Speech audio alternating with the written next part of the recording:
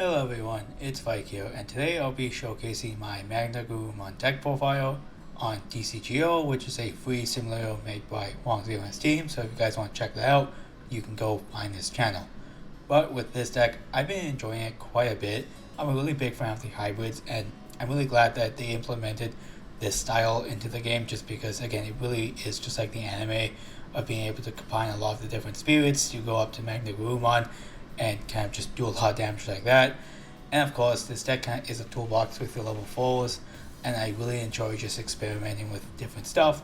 But today, in this video, I'll just be showcasing the deck profile that I had used in that video I made quite a bit ago. Now let's just go over the trainings, and it pretty much is just the full Wanyamon from BT18. It's a really easy condition to meet, and it could be used to soften some stuff up, which is really nice. So that way you could say use Digimon to evo into MagnaGarurumon to beat over something, and then overall it's another way to kill over floodgates, which is also nice. Then I also run 3 Strawberrymon pretty much just as a soldier, and the Inherit is also kind of nice to free play Tamers for a reduced cost of 2, so again really solid, and it's a hybrid. The Nemons are another soldier, and I think the Your Turn effect is slightly worse than the Bokomon, because you can only gain memory if you play a Tamer, but it's not the worst since you do have ways to kind of do that sometimes, so it's not that bad. Now moving on to the last rookie, it's one copy of the BT18 Digimon, and honestly, it's a fine enough card. I think the biggest downside is the fact that it's one cost, and a slightly more annoying downside is the fact that it's not a hybrid, so that's why I don't really like running it at any much one copy. And I know Digimon is also not hybrid, but again, in my case, I want to try to maximize on that stuff. But with this, it's still a decent card just because it helps reduce your evolution cost by 1. So, hypothetically going to a hybrid for 1 off your Tamers, or say going to this for essentially 2, is also really good. And the fact that it gives just generic blocker is also pretty nice. So again, a decent enough card. I just don't really like running it at any more than 1 copy. And I also like to run 1 of the BT70 Kendo and then 2 of the BT18 Lobo. This is essentially a Zoe on legs, which is really nice, and the Inherit is basically similar to the Kendo, which just draw 1 if you have 7 or less, so I really like that. And this one is also really nice just because, again, it's pretty effective of just drawing cards, along with the fact that you can go into your level 5s for essentially 2 costs, which is really nice. And it could have some nifty combos. Say if you have a Digimon in hand, you would basically go into that for 2, and then hopefully play out Tamer and just do a lot of other really nice stuff. So that was that, and the fact that it's a different name, so that way you can obviously use it to help tuck under your dual Tamer to meet certain conditions. Then now let's move on to some other level 4s, and I only run 2 of the MagnaGarurumon, and frankly, probably kind of wants to swap around ratios to add like a third, but it's fine at the moment. But overall, I think this is another really solid card just because it's a D-Digivolve for anywhere from like 6 if you just want to hard slam it, all the way to at least like possibly 3, just because you can combo off with the Beetle pretty well. And the fact that it also gives generic blocker, and it has blocker on the main body, so say you could just D-Digivolve just anything and then just have it stick there if you do end up passing turn, and overall a fine enough card. And of course, I run 3 Beetles. It's a really good card just to keep on the board, just because they can't delete it by anything, which is really good. The only downside is, of course, you can bounce it and TP minus it, but if you're in a deck that kind of just deals with deletion, just say goodbye. And the when attacking is also kind of nice. You basically get to, when attacking, go into a hybrid for 1 less cost, either off your Tamer or onto this guy. So you could say swing in to something and then go into your MagnaGarurumon and just Digivolve it, which is really nice. I kind of like that. And the Inherit is also, of course, pretty useful because you get to free play out a Tamer from the sources, which obviously lets you retain your Tamers because you are a hybrid based deck, so you obviously want that. And again, seeing this guy is also still insanely useful. Now let's move on to the last of the level 4s, and in my case I was just running 4 of the new Loemon and then 2 of the Kaiser Leo. The Loemon is really good and probably one of the best level 4s just because it helps you draw and discard, along with the fact that it has a similar effect to Beetle, where it lets you go into a hybrid, but not for reduced cost, but again, I think it's still pretty nice because again, you get to kind of set up some other stuff. Like for example, if you say have a Digimon trash, you could just go a Tambo and basically just get a free one off that, which is really good. The inherit is the same thing as Beetle, so that's also really solid.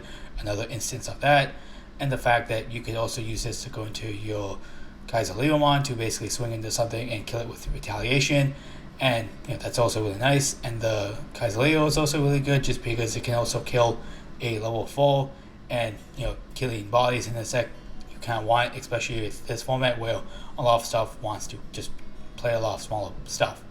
And again, the inherent retail can be pretty nice, especially if you combo off with MagnaGarurumon just to have a retail blocker on your big stack, which I think is really funny. Now let's go into the level 5s. In this case, I only won one of the BT2.0 Beowulf. Since I also don't run a lot of Kendos and Lobos, it's not going to be used for its warp effect all that much, but it's pretty nice because if you do manage to digivolve into it, thanks to, say, if you just happen to have the Kendo, be able to kind of stop something from suspending, which is really good. And the inherit can also be kind of nice just because it also bounces a level 4 to hand, which also is really nice. Then we have 2 copies of MagnaGarurumon, which again you could use this to go into this and kind of remove a small body, which is also really nice just because you do have collision and it does unsuspend, so you're able to at least stop something from swinging into it, which is really nice. And then we also have 3 copies of Digimon, which is probably one of the better level 5s just because it also free plays a Tamer from trash, along with the fact that you also have jamming, which is also really nice. So usually the swing would usually be free, which is also really nice. Also, the inherits on both of these guys are also the same thing, minus 4k. So if you have both of these under a stack, it's basically minus 8k, so that can soften up a lot of things, and I think that's just really funny. So that way, if they do have a blocker that can be affected by stuff, just okay, minus 8k to that, and then go ahead, block, I dare you. Now let's go on to the Megas. In this case, I won 4 of the new MagnaGarurumon and then 3 of the promo.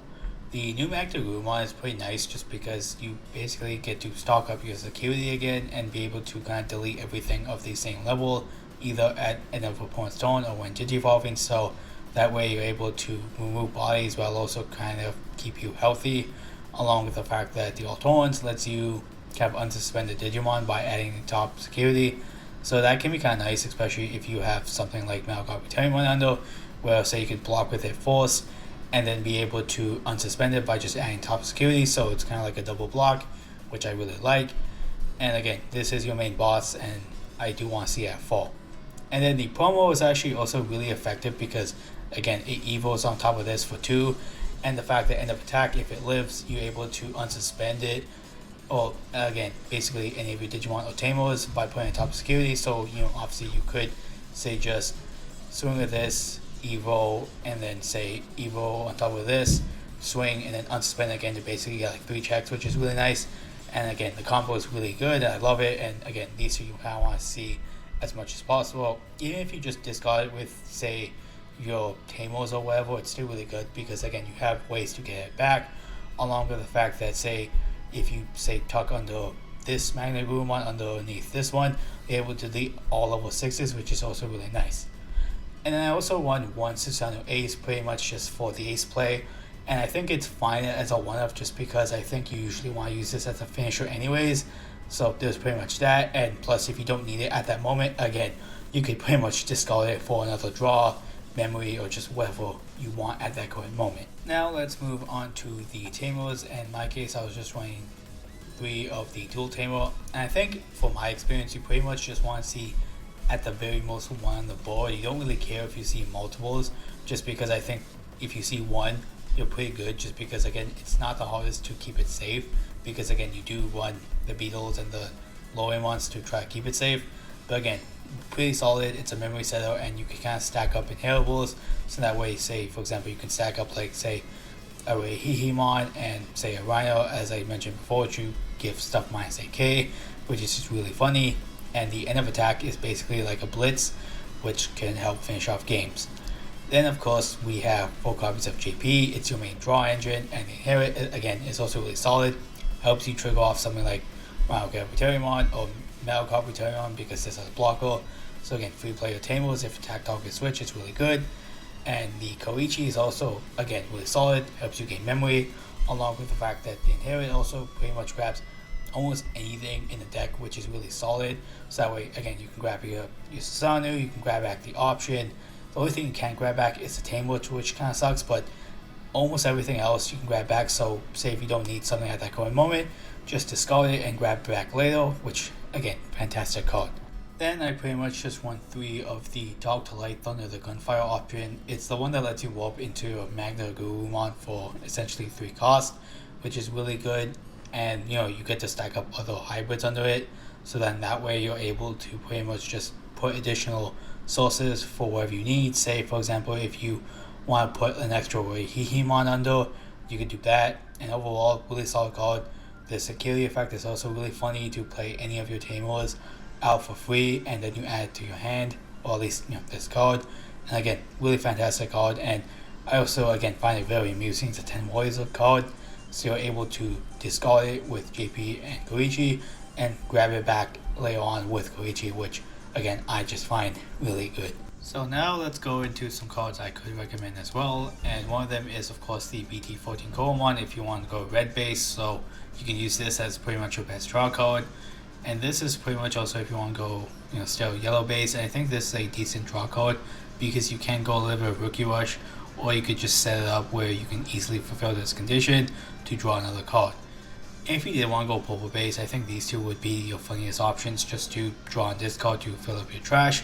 While this one is only trash level 5 or higher, I don't think it's that bad because you can easily grab back your level 5s or higher. And these Flamons are pretty much, again, for red base, but I also think since they all hybrid trait, you can pretty much just use them as whatever you want for their inherits. So I think that'd be kind of nice. But again, these two have the benefits of just being able to get more cards in your hand. And similar to the Nemon, Pokemon is pretty much that same use case. Another Soldier, and then be able to gain memory if one of your Digimon or Tamer evolves into a hybrid.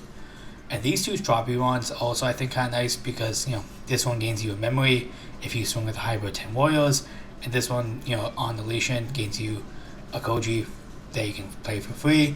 And while I don't want blue base, I think the Inherit is also still pretty nice, and the Search to basically grab any hybrid or say the dual Tamer or any Susanoo is also still kind of nice. And then Garurumon, pretty much if you also want to go purple base, so that way you can gain some extra memory. Pokemon, again, the one from BT7, pretty good Soldier, and the 2 Yukomons for Yukomon stuff.